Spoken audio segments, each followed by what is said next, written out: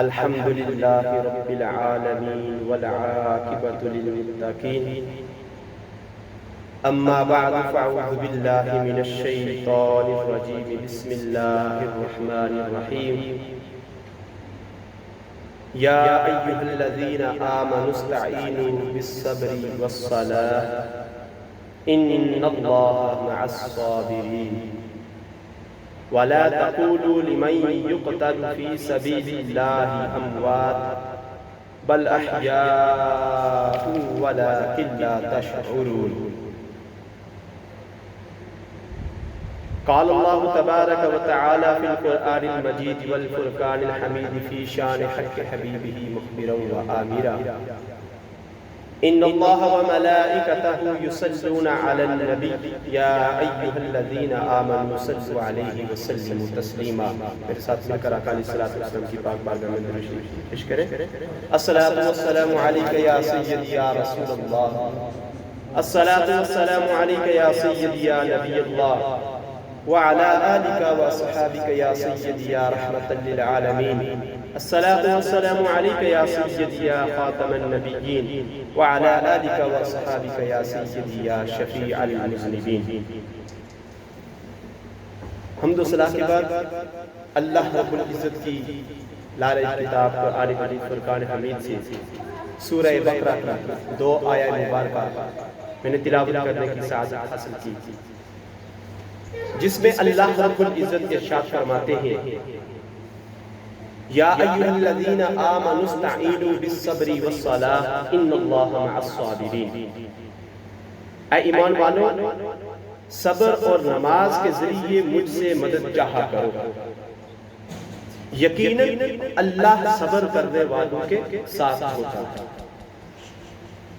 وَلَا تَقُولُوا لِمَن يُقْتَلُ فِي سَبِيلِ اللَّهِ أَمْوَاتٌ بل احیاء ولکن لا تشعرون. فرمایا اور جو لوگ اللہ کی راہ میں مارے جائیں انہیں مت کہا کرو کہ یہ مردہ ہے، وہ مردہ نہیں بلکہ زندہ ہے، لیکن تمہیں ان کی زندگی کا شعور نہیں.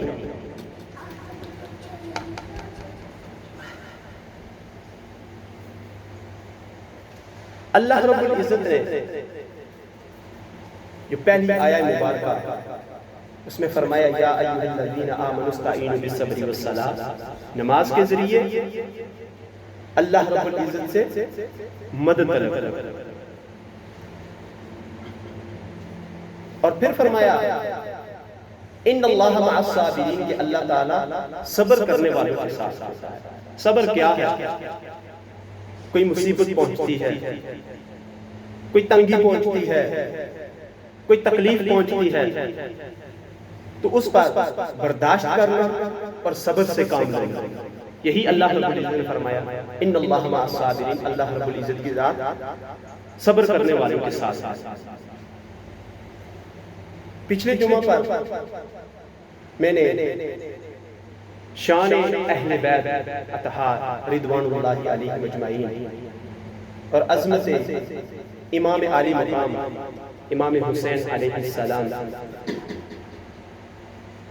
پیش کی تھی. تو آج کے اس جمعہ کے خطبہ میں حضرت امام حسین علیہ السلام خانوادہ رسول صلی اللہ علیہ وسلم اور یزید کی جو سوچ و فکر اور فلسفہ تھا اس کو گوش گزار کرنے کی کوشش کروں گا. خانوادہ رسول صلی اللہ علیہ وسلم ان کی مقدس ہستیوں نے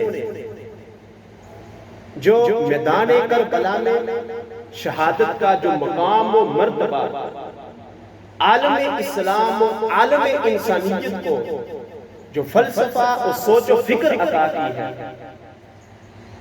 یہ سمجھنے کی ضرورت ہے کہ وہ سوچ و فکر اور فلسفہ کیا تھا، تاکہ یہ جو واقعہ کربلا ہے صرف واقعے کی حد تک نہ رہے بلکہ یہ ابدی حقیقت اس کی سمجھ آ جائے کہ وہ حقیقت کیا تھی کہ حضرت امام حسین علیہ السلام اس طاقت کے آگے ٹکرائے، اس طاقت کا خاتمہ کیا اور اپنی جان کی بھی پرواہ نہ کی، اپنے خاندان کی بھی پرواہ نہ کی، اللہ کی بارگاہ میں اللہ کے حضور پیش کر دیا۔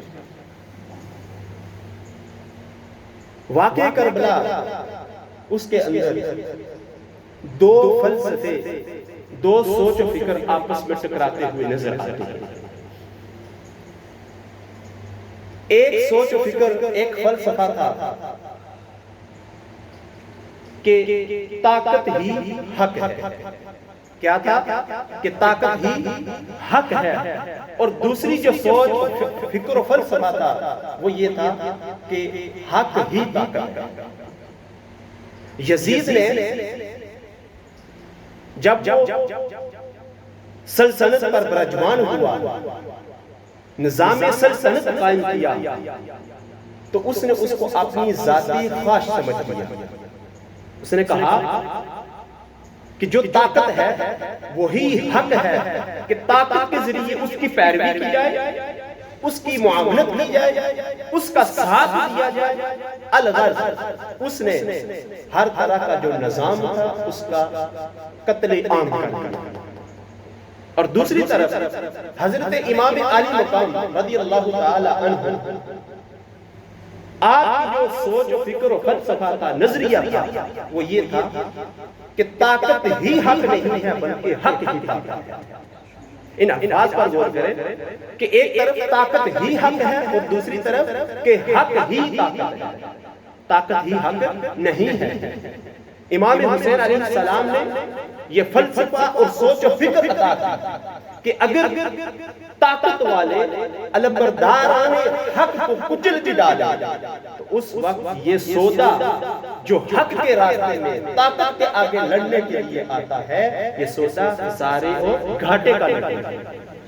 یہ گھاٹے کا سودا نہیں ہے، بلکہ حضرت امام حسین علیہ السلام آپ نے نیزے کی نوک پر چڑھ کر اپنی جان قربان کر دی، زندہ و جاوید ہو گئے۔ اس نے تخت بچا لیا لیکن مردہ مر گیا۔ اس لیے ہم کہتے ہیں کہ حسین کل بھی زندہ تھا، حسین آج بھی زندہ ہے۔ ایک دفعہ سب کہتے ہیں حسین کل بھی زندہ تھا، حسین آج بھی زندہ ہے۔ وہ امام حسین علیہ السلام۔ اور ان دو فلسفوں میں، ان دو سوچ و فکر میں جو واضح فرق ہے وہ یہ ہے کہ یزید بربریت کا نام ہے، یزید بربریت کا نام ہے، اور امام حسین علی مقام علیہ السلام انسانیت کا استعارہ ہے۔ یزید جبر کا نام ہے، حسین علیہ السلام صبر کا نام ہے۔ یزید ظلم کا نام ہے، حسین عدل کا نام ہے۔ یزید سراسر جفا ہے، امام حسین علیہ السلام سراسر وفا ہے۔ یزید مطلق الانانی کا نام ہے، امام حسین علیہ السلام مساوات انسانی کا نام ہے، مساوات ایمانی کا نام ہے۔ یزید ایک باطل کردار کا نام ہے، امام حسین علیہ السلام ایک حق کا کردار رکھنے والے ان کا نام ہے۔ اور یزید، اور پھر ہم یہ کیوں نہ کہیں کہ جہاں ظلم، خون ریزی، دہشت گردی، فحاشی، ہر طرح کا جو نظام احتساب کا، عدل و انصاف کا قتل عام تھا، وہ کیا ٹھہرا؟ یزیدیت ٹھہرا۔ اور جہاں صبر، جرات مندی، عدل و انصاف، امن کا گہوارہ اور انسانیت کے خوشبو کے کردار ٹھہری، وہ کیا تھی؟ حسینیت تھی، وہ حسینیت تھی۔ برائی کے خاتمے کی تین سبب۔ آقا علیہ السلام نے فرمایا من رعا منکم منکرا فلیغیرہ بیدہ، اگر تم میں سے کوئی خلاف شریعت کام دیکھے، کوئی برائی دیکھے، تو اس کو اپنے ہاتھ کے ساتھ اصلاح کر دے۔ پھر فرمایا فَإِن لَمْ يَسْتَطِعْ فَبِلِسَانِهِ، اگر وہ اس پر طاقت نہ رکھتا ہو تو وہ اپنی زبان کے ساتھ اس کو رد کر دے۔ وَإِن لَمْ يَسْتَطِعْ فَبِقَلْبِهِ، اور اگر وہ اس پر بھی استطاعت نہ رکھتا ہو تو وہ اپنے دل میں اس کو برا جانے. وَذَلِكَ أَضْعَفُ الْإِيمَانِ، اور یہ ایمان کا کمزور ترین درجہ ہے، ایمان کا کمزور ترین درجہ ہے. اب آقا علیہ السلام نے 3 درجے فرمائے. پہلا جو درجہ ہے وہ اعلیٰ معیار اور آئیڈیل ہے کہ جو ہاتھ کے ساتھ اپنی قوت اور اپنی طاقت سے ساتھ برائی کو روکنا. اور دوسرا فَبِلِسَانِهِ، اور فَبِقَلْبِهِ، کہ اپنی زبان کے ساتھ اس کو برا جاننا. اس لیے آقا علیہ السلام نے فرمایا کہ کچھ لوگ ایسے ہوتے ہیں جو کمزور اعصاب کا مالک ہوتے ہیں، کمزور دل کے مالک ہوتے ہیں، وہ طاقت کے آگے ٹکرا نہیں سکتے، بلکہ وہ اپنی زبان کے ساتھ، شعر و شاعری کے ساتھ، اپنے احتجاج کے ذریعے اس کی مذمت کرتے ہیں، اس کا رد کرتے ہیں. اور تیسرا جو درجہ فرمایا فَبِقَلْبِهِ، اگر کوئی ہاتھ کے ساتھ بھی ٹکرا نہیں سکتا، اپنی زبان کے ساتھ بھی بول نہیں سکتا، احتجاج نہیں کر سکتا، تو فرمایا فَبِقَلْبِهِ، وہ اپنے دل میں برا جانے. یہ ایمان کا کمزور ترین درجہ ہے. اور اس کے بعد جو درجہ آتا ہے وہ صفر کی گنتی شروع ہو جاتی ہے. جو بوٹم لائن ہے، وہ اس کی حد ہے، وہ ختم ہو جاتی ہے. وہ حد کیسے ختم ہو جاتی ہے کہ جب بندہ اپنے دل میں اس ظلم کو برا بھی نہیں جانتا، اس ظلم کو برا بھی نہیں جانتا، اس کو اپنی زبان کے ساتھ بھی نہیں کہتا، اپنے ہاتھوں کے ساتھ بھی نہیں روکتا، تو اس کی جو گنتی ہے وہ صفر پر ہو جاتی ہے. اس لیے کہ وہ ظلم کا ساتھ ہے. اس کا جو عملی ایمان ہے، ایمان جو عملی میدان میں آنے کا جو وقت آتا ہے وہ ختم ہو جاتا ہے. اس لیے وہ جو اس کا عملی ایمان ہے وہ ختم ہو جاتا ہے، وہ عملی ایمان سے خارج ہو جاتا ہے. اس لیے کہ جو اس کی بوٹم لائن ہے، کہ اس کی حد ہے، وہ کراس ہو جاتی ہے. اور یہاں یہ حدیث مبارکہ جو میں نے پیش کی، اس میں امام علی مقام علیہ السلام کی یزید کے آگے انفرادیت کیا تھی؟ انفرادیت یہ تھی کہ آپ خانوادہ رسول صلی اللہ علیہ وسلم اور جتنی بھی شہادتیں ہیں اللہ کے حضور، اللہ کے دین کی خاطر، اپنے نانا کے دین کی خاطر قربان کر دی، وہ اپنی جگہ ہے. لیکن اگر حقائق پر دیکھیں تو اگر پوری اس وقت پوری انسانیت، پوری قوم ان 2 معنوں پر قائم نہیں، ان 2 چیزوں پر قائم نہیں، فَبِلِسَانِهِ فَبِقَلْبِهِ، لیکن حضرت امام علی مقام فَلْيُغَيِّرُ بِيَدِهِ کے درجہ پر فائز ہوئے. بیادی کا درجہ کیا ہے کہ اپنی ہاتھ کے ساتھ اس قوت کا، اپنے ہاتھ کے ساتھ اپنی قوت کے ساتھ اس کا مقابلہ کیا اور ظلم کا خاتمہ کیا، اس کے آگے ڈٹے رہے.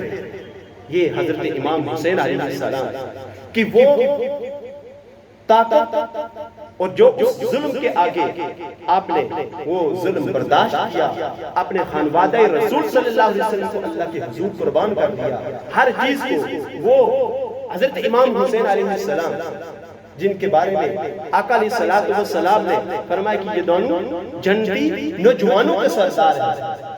حسین مجھ سے ہے، میں حسین سے ہوں. اس کا مطلب کیا ہوا؟ حسین مجھ سے ہے اور میں حسین سے ہوں.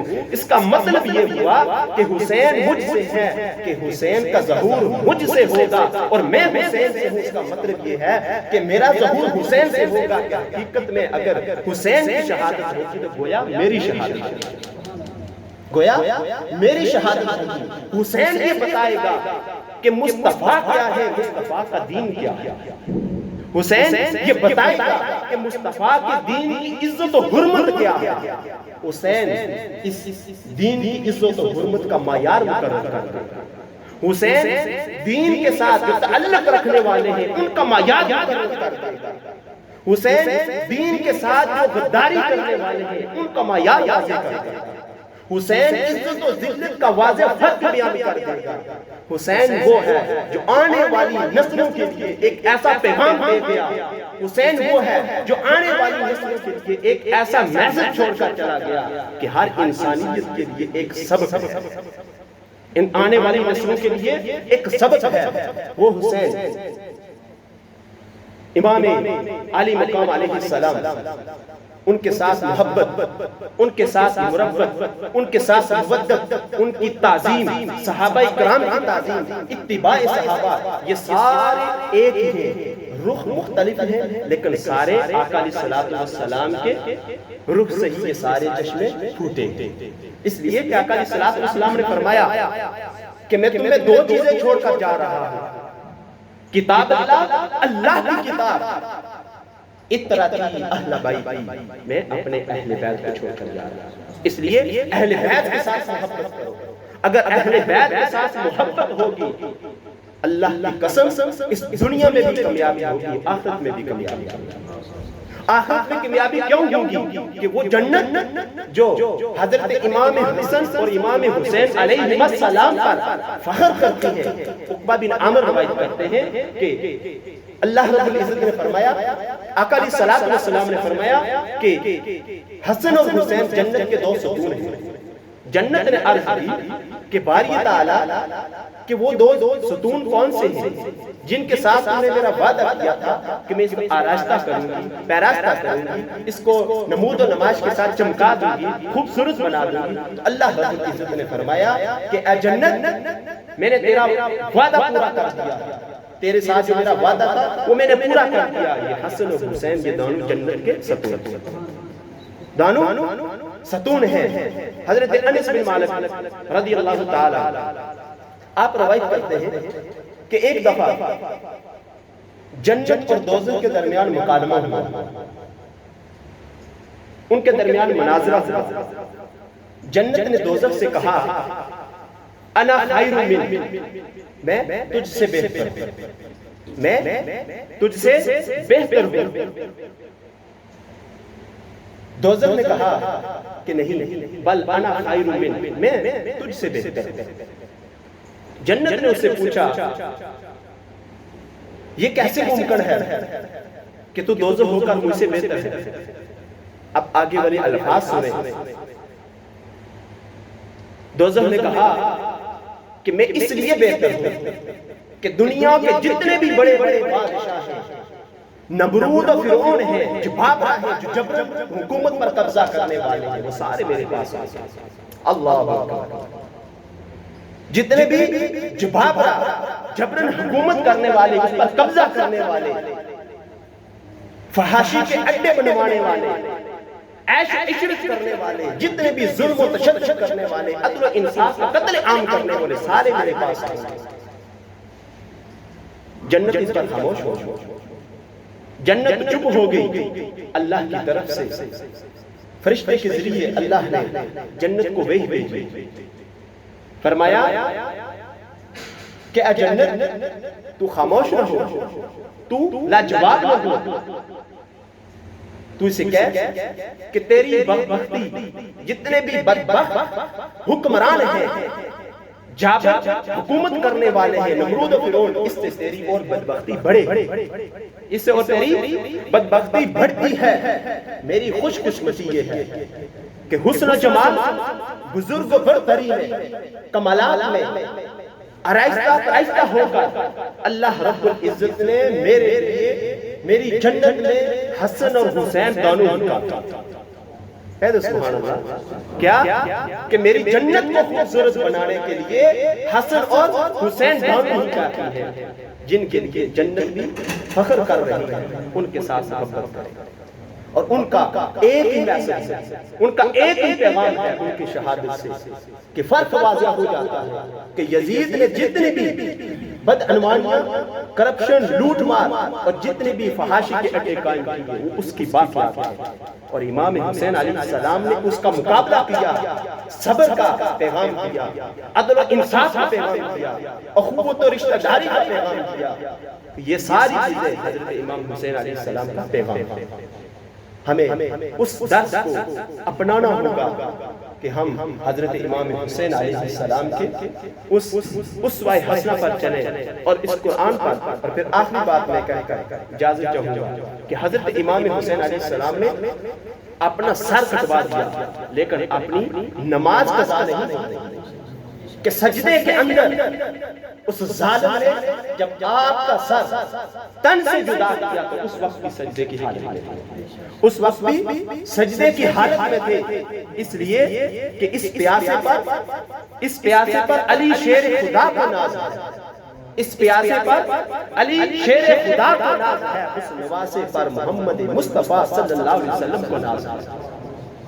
اور انہوں نے بھی سجدے کیے، اس کا عجب انداز ہے، اس نے وہ سجدہ کیا جس پر خدا کو بھی ناز ہے، اور اس سجدے کی آپ بھی تعظیم کرتے ہیں، اس کا ادب کرتے ہیں، اللہ کے حضور ہر وقت سجدہ ریزی کرے، اللہ کے حضور کی گڑا کا دعا مانگے کہ باری تعالیٰ ہمیں کم از کم 5 وقت کی نماز کی سعادت عطا فرما، کہ وہ امام حسین جنہوں نے اس دین کو بچایا، دین کی خاطر خانوادہ رسول کو قربان کر دیا، اپنی جان شہادت نوش کر دی، لیکن نماز قضا نہ ہونے، اور پھر جب آپ کا سر نیزے پر اٹھا کر اس نے بلند کیا ظالم نے، تو اسی لشکر سے ایک شخص بولا یہ کیسا سر ہے جو کٹ کر بھی اوپر چلا گیا، کٹ کر بھی بلند ہو گیا ہے، کٹ کر بھی بلند ہو گیا ہے۔ ایسی طرح اس طرح آپ اللہ کی بارگاہ میں عبادت کریں، اس طرح اللہ کے حضور دل گڑائے، اللہ رب العزت ہمیں حضرت امام حسین علیہ السلام کا جو اسوہ حسنہ ہے اس پر عمل کرنے کی توفیق عطا فرمائے، اللہ رب العزت ہمارے حال پر رحمت کرم فرمائے، وآخر دعوانا ان الحمدللہ رب العالمین۔